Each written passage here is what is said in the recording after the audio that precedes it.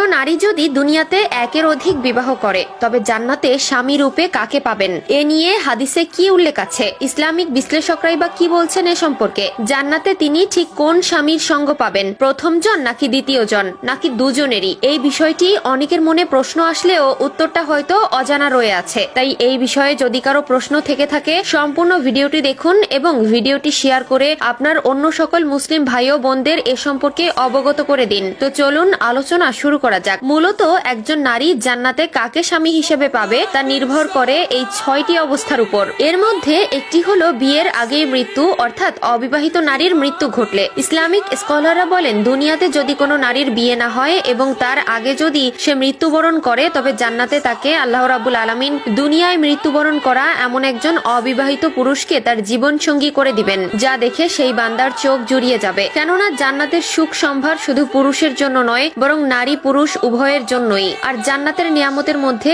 একটি নিয়ামত হলো বিবাহ, আরেকটি অবস্থা হচ্ছে বিবাহ বিচ্ছেদের পরে পুনরায় বিবাহের আগে নারীর মৃত্যু। ইসলামিক স্কলাররা বলেন যদি কোনো জান্নাতি নারী এমন পরিস্থিতিতে পড়ে তবে সে ঠিক আগের বারের মতোই আল্লাহ তাআলা তাকে একটি জীবন সঙ্গী দান করবে। অপর আরেকটি অবস্থা হলো নারী জান্নাতি এবং স্বামী জাহান্নামী। তখন সেই স্ত্রী জান্নাতে প্রবেশের পর অনেক পুরুষ দেখতে পাবেন যারা বিয়ে করেননি কিংবা বিয়ে করেছেন কিন্তু তাদের স্ত্রী জাহান্নামী। তখন সে নারী তার পছন্দ মতো স্বামী হিসাবে একজনকে বেছে নিতে পারবেন। আরেকটি অবস্থা হলো নারী জান্নাতি এবং তার স্বামীও জান্নাতি। যে নারী বিবাহের পর প্রাণ ত্যাগ করেছে এবং তার স্বামীও যদি জান্নাতি হয় সে তাকে তার নিজের স্বামীকেই সঙ্গী হিসাবে পাবেন। কেননা পবিত্র কোরআনে আল্লাহ তাআলা বলেছেন জান্নাতে সানন্দে প্রবেশ করো তোমরা এবং তোমার স্বামী কিংবা স্ত্রীরা। হাদিসে এসেছে হুযায়ফা রাদিয়াল্লাহু তাআলা আনহু তার স্ত্রীর উদ্দেশ্যে বলেন যদি তোমাকে এই বিষয়টি আনন্দ করে যে তুমি জান্নাতে আমার স্ত্রী হিসেবে থাকবে তাহলে আমার পর আর কাউকে বিয়ে করো না, কেননা জান্নাতে স্ত্রী তার সর্বশেষ স্বামীর সঙ্গে থাকবে।